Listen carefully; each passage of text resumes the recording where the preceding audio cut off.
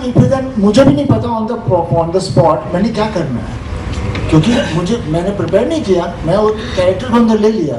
और फिर जब हम वहाँ करते हैं तो वो सीन का जब one actor does it, the other catches it, और उसके साथ इसी तरह it's a match. If I give a shot, दूसरा अच्छा खेलेगा तो अच्छा मैच हो जाता है। तो फिर उस हिसाब से एनर्जी बनती है। दैट्स द बिलीव, दैट्स मैं वैसे करता हूँ। मैं ये नहीं कि ये लाइन आई है तो उसको मैं ऐसे बोलूँगा, यहाँ पे ये पिच करूँगा, वो करूँगा। You know most of the people do that and there is no harm in it.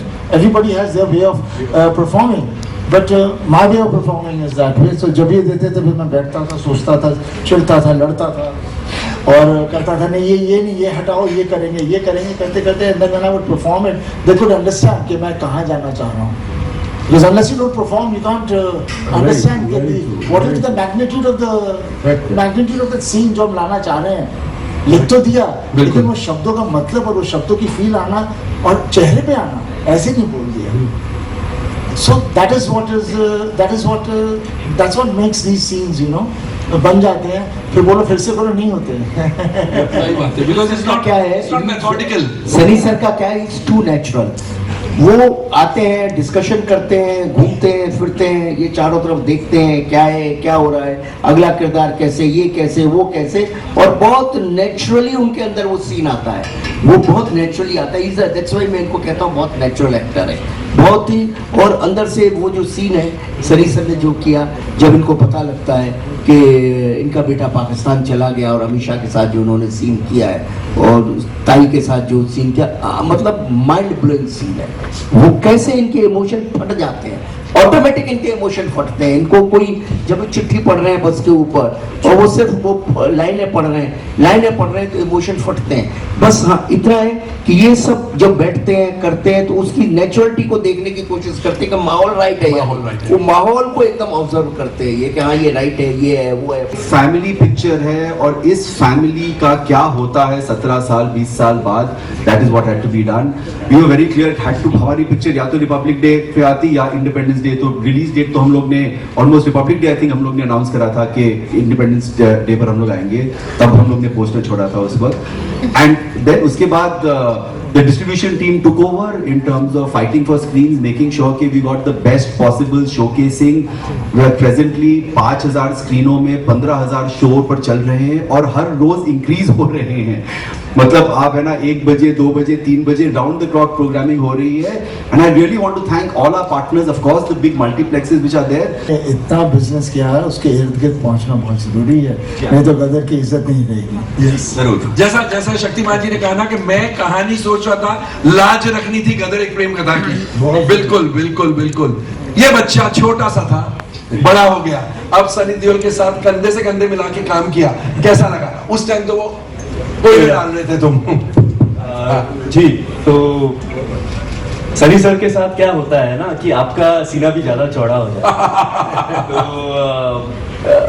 उनके साथ काम करना एक एक्टर का ड्रीम होता है, क्योंकि हाँ वो बहुत बड़े एक्शन स्टार हैं, मैं तो बचपन से देखता आ रहा हूँ, बट उनके जो इमोशनल सीन्स हैं, जो उनका प्रेपरेशन है, जो जिस तरीके से वो जब उनके हाथ में स्क्रिप्ट आती है तो जिस तरीके से वो अपनी चीजें प्लान करते हैं, उनके बारे में कोई बात नहीं है ना, वो खुद बात करते हैं उसके बारे में। वो तो कुछ बात नहीं करते हैं, he only lets us work, talk for it। तो मैं एक किस्सा शेयर करूंगा। वो जो एक सीन है जहाँ पे ये थप्पड़ मारते हैं मुझे, तो वो सीन का प्लानिंग हो रही थी, कहाँ पे लेंगे, घर के बाहर लेंगे, घर के रूम के अंदर लेंगे।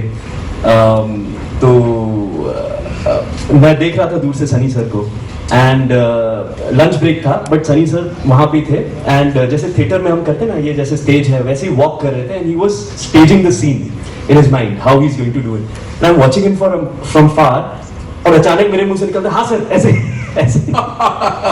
एंड इन्होंने भी मेरे को एक लुक दिया, मैं थोड़ा चुप सर अपने उसमें जोन में है, but then he was walking. And जब मैं इनको नोटिस कर रहा था, ऑब्जर्व कर रहा था, इतने इमोशन के साथ भी वो प्रिपरेशन करते हैं कि मुझे पता था कि कितना तेज तमाचा पड़ने वाला है 2.5 किलो के हाथ से 1 किलो के हाथ से।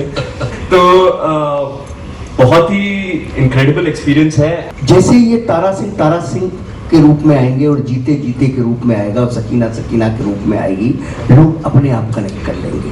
अपने आप जुड़ जाएंगे, क्योंकि बचपन से बहुत सारे लोग, जैसे कि पिछली गदर के टाइम पर बहुत सारे लोगों ने गदर की कदर नहीं की, लेकिन ऑडियंस ने बहुत ज्यादा कदर की, वो पेबैक मिला हमको। तो वो वही बात है कि वो जो इमोशन लोगों के दिल में था, जब मैं बार बार कहता हूँ कि गदर फिल्म में इमोशन है, तो वो जो इमोशन लोगों के दिल में, वो वही इमोशन लोगों की आंखों में आया जब तारा ने बोला जीते और जीते ने बोला तारे। वो उनके अपने फैमिली के किरदार है। जब आपकी फैमिली पे कुछ गुजरती है, आपके परिवार पे कुछ गुजरती है, तो कुछ ना भी करो तो भी आपके आंसू आ जाते हैं, और आप कुछ भी ना भी करो तो भी आप हंस पड़ते हो। आपका जब बच्चा नाच रहा होता है, घर में आप बैठे हुए हो, तो आप कैसे तालियां बजाते हो उसके लिए, भले वो बेकार नाच रहा हो।